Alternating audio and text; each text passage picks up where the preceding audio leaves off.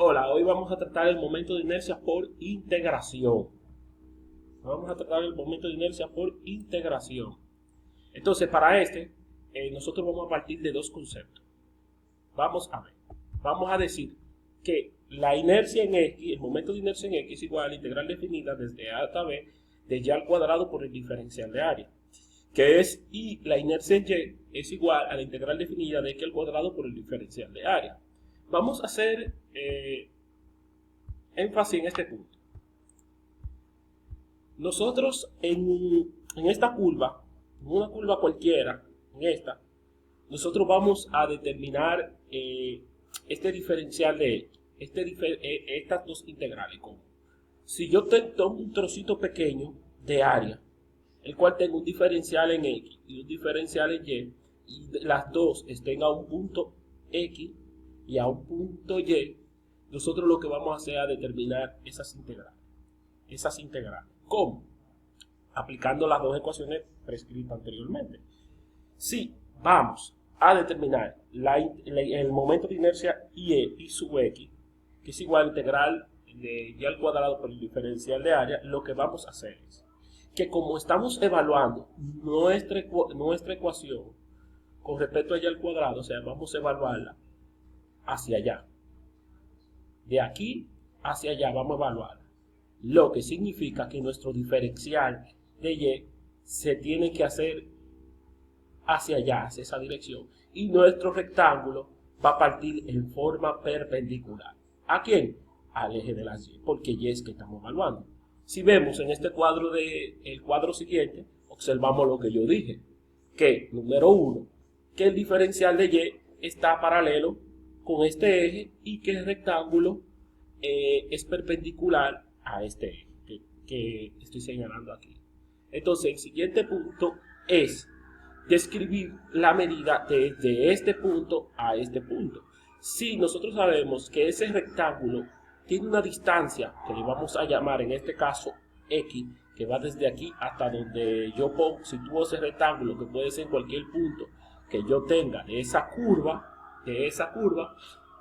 va a tener una distancia de ahí hasta donde inicia el rectángulo. ¿Y qué pasa? El rectángulo llega hasta allá. Yo lo que necesito es la distancia desde aquí hasta aquí. Entonces, en el ejemplo del libro, a esa distancia le llaman A. Si a A yo le resto ese trozo de X que me va a quedar, esa distancia de ahí. Entonces, A menos X me va a dar la distancia de ahí, que viene siendo A menos X. ¿Por qué? Y vamos a tener la pequeña diferencial de Y, el pequeño trocito de Y que vamos a tener de aquí. Entonces el diferencial de área va a venir siendo el área de ese pequeño rectángulo que nosotros tenemos aquí, que va a ser dy, base por altura, que va a ser dy por a menos x. Aquí tenemos el diferencial de área que lo tenemos ahí. El siguiente paso después de logrado esto, es simplemente sustituir. Y ya nosotros tenemos ese valor de ahí. Y simplemente sustituir ¿en quién? En y sub x. Vamos a tener a por x por el diferencial de y por y al cuadrado si lo sustituimos aquí. Siempre cuando tenemos x, lo que hacemos es que x la sustituimos por un valor en función de y. Ya en ejemplos yo os estaré explicando cómo hacer esto. Y va a depender de varios casos. Luego, para hacer la integral de y de x cuadrado por el diferencial de a, se hace el opósito. ¿Cómo? Nosotros vamos a estar evaluando desde aquí hasta aquí nuestra ecuación, la vamos a estar evaluando de este punto a este punto. Entonces mi diferencial va a estar paralela a ese punto. Entonces mi rectángulo irá perpendicular a este. Entonces si vamos a este rectángulo de aquí, vemos lo que yo dije. Primero es que yo voy a tener una distancia X que va desde aquí hasta la perpendicularidad de ese rectángulo. Y vamos a tener la altura de ese rectángulo, que en este caso es Y, que parte desde cero hasta un punto Y que va a venir aquí. Luego, teniendo esa distancia, simplemente vamos a multiplicar Y por el diferencial de X que lo tenemos aquí. Mírenlo ahí, un pequeño trozo, base por altura, Y por dx. mayormente y en este caso va describiendo, si los evaluamos en X, va describiendo valores que van yendo evaluados. Desde aquí, desde aquí, desde aquí, desde aquí. Entonces, ¿qué pasa? Como tiene una variación, esa Y viene representando esa ecuación que está ahí. Esa ecuación que está ahí. Ok, de Y va a venir siendo sustituida por la ecuación que describa esa parábola, ese semicírculo, como ustedes quieran llevar. Y luego aplicamos esta ecuación que tenemos aquí atrás. Esta, donde la integral de Y es igual a la integral definida. ¿Desde dónde hasta dónde? Desde donde comienza nuestra curva, en este caso la curva comienza en este punto, hasta este punto, ahí definimos el área total. El área total que la vamos a sustituir en esta ecuación. Luego hecho esto, evaluaremos cada una de las definidas. Por ejemplo, si es con respecto a esta integral de X con el diferencial de área, vamos a estar evaluando desde este punto a este punto.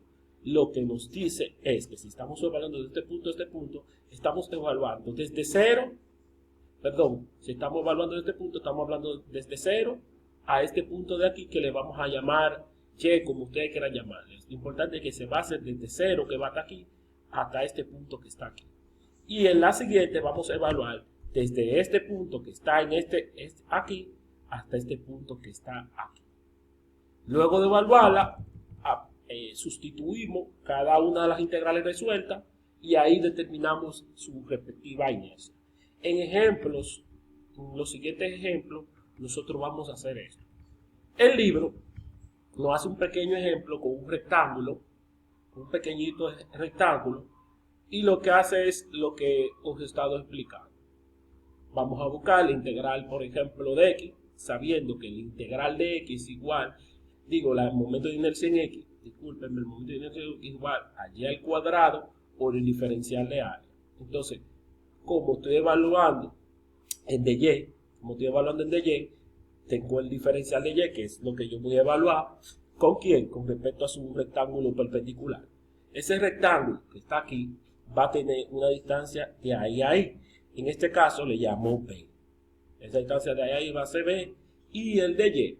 Y como se comporta constantemente, representará ese diferencial. O sea, no va a haber variación. Entonces será B completamente. Entonces será B por dy. Entonces, el diferencial de área lo sustituimos. Entonces nos va a dar igual a la integral definida. ¿Desde dónde a dónde? Recuerden que estamos evaluando desde dónde.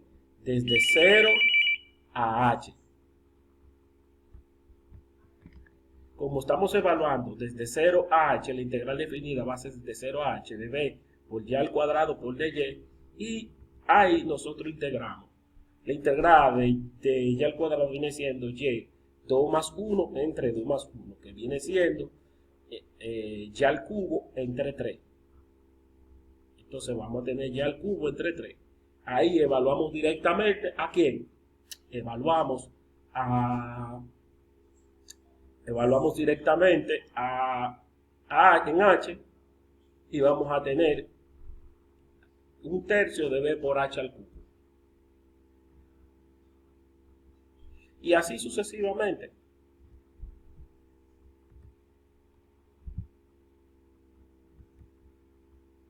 El momento ahora polar de inercia.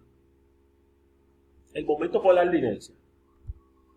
Si nosotros tenemos un área o una región amorfa como esta, o sea, una figura amorfa como esta, y nosotros queremos buscar el momento polar de inercia, nosotros vamos a asumir un radio, que ese radio viene siendo una distancia desde aquí a aquí, desde aquí hasta aquí, o sea, desde aquí hasta donde está el diferencial de área, y la altura que va desde aquí a aquí, ese diferencial de área. Esa raíz cuadrada, si nosotros aplicamos el teorema de Pitágoras, nosotros vamos a tener este triángulo que está aquí, que va a ser igual a x al cuadrado más y al cuadrado. A x al cuadrado por y al cuadrado, que es igual a r al cuadrado. Entonces, r al cuadrado que vamos a tener aquí por el diferencial, en pocas palabras va a ser r al cuadrado por el diferencial de área, porque ya al cuadrado más x al cuadrado es igual a r al cuadrado, que es lo que estamos buscando. Entonces vamos a tener que r al cuadrado por el diferencial de área que va a estar ahí. Entonces, siguiendo ese concepto, y sabemos que r al cuadrado es igual a x al cuadrado más y al cuadrado, vamos a sustituir a r al cuadrado. Entonces vamos a tener que el momento por la inercia es igual. Aquí vemos la sustitución de x al cuadrado más y al cuadrado, que es igual a r al cuadrado que había aplicado aquí. Directamente distribuyo el diferencial de área por una ley distributiva, vamos a decir x al cuadrado por el diferencial de área y y al cuadrado por el diferencial de área. Integral, entonces me va a quedar integral de y al cuadrado por el diferencial de área más la integral de x cuadrado por el diferencial de área.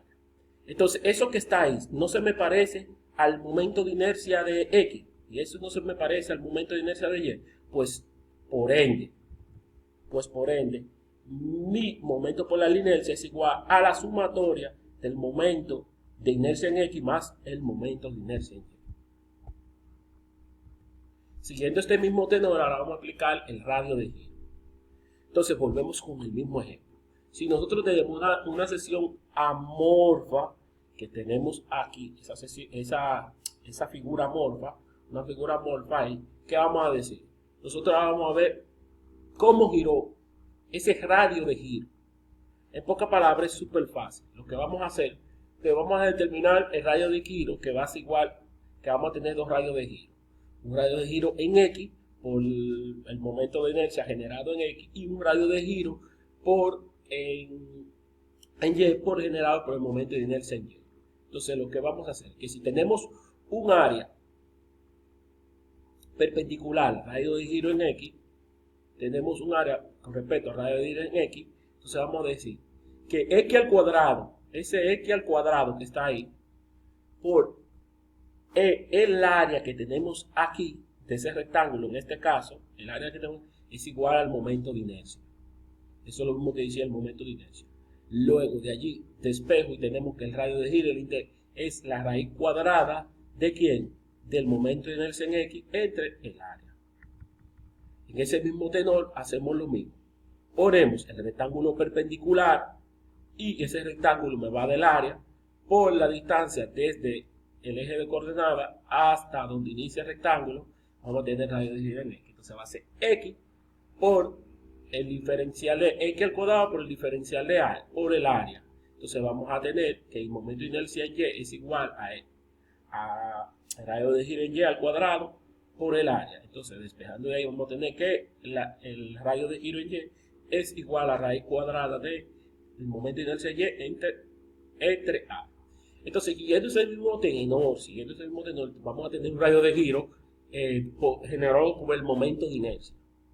Si nosotros sabemos eso mismo, siguiendo ese mismo contexto, lo que vamos a decir es que el momento de inercia va a ser igual al radio de giro del momento polar de inercia es igual al radio de giro del momento polar de inercia, generado por el momento polar de inercia por el área. De ahí despejamos y vamos a tener que caso cero, que es el radio de giro generado por el momento polar de inercia, es igual a la raíz cuadrada del momento polar de inercia entre el área.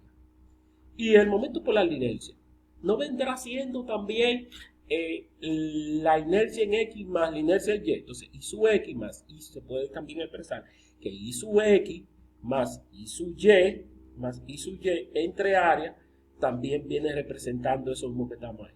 Pero si hacemos distributiva el área, o sea, si decimos que el momento de inercia en X entre A más el momento de inercia en Y entre A y distribuimos las raíces al cuadrado, vamos a tener la raíz cuadrada del momento de inercia en X entre A más la raíz cuadrada del momento de inercia en Y entre A. Eso viene siendo el radio de giro en X más el radio de giro en Y. Entonces también podemos expresar esa ecuación como el radio de giro del polar de inercia va a ser igual al radio de giro en X más radio de giro en Y.